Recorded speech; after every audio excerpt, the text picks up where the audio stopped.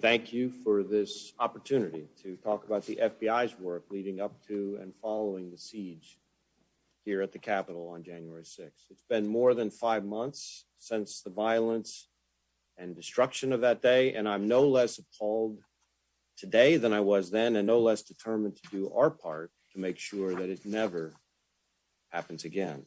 On January 6th, our country witnessed an angry mob attack the U.S. Capitol in a failed attempt to interfere with our democratic process. An assault where you, the members of Congress, were victims, but where all Americans, in a sense, were victimized, and more than 100 law enforcement officers were injured in just a few hours.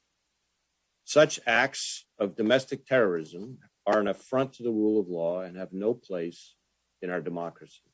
And the FBI's agents, analysts, and professionals, alongside our partners, have been working around the clock to track down those who participated in the attack, to hold them accountable. We've already made close to 500 arrests, with more sure to come.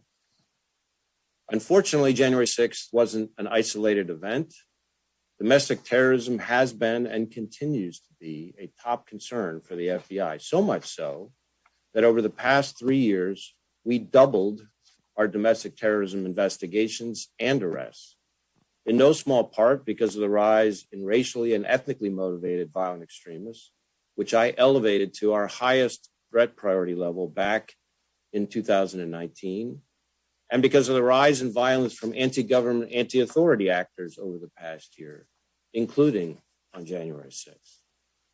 I've also repeatedly highlighted the severity of the threat more than a dozen times in testimony over the years since I took office.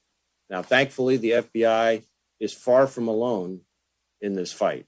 Earlier today, Attorney General Garland announced the first ever national strategy for countering domestic terrorism. The strategy calls for a sweeping response to the pervasive domestic terrorism problem, one that demands attention from all of us. It serves as a commitment from the U.S. government to work with our state, local, and foreign partners, and with private sector partners to share domestic terrorism-related information, prevent domestic terrorism recruitment and mobilization to violence, and disrupt terrorist activity here in the homeland before it happens.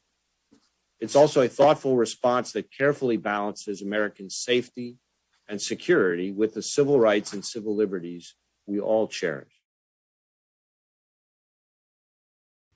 Hey, NBC News viewers, thanks for checking out our YouTube channel. Subscribe by clicking on that button down here, and click on any of the videos over here to watch the latest interviews, show highlights, and digital exclusives. Thanks for watching.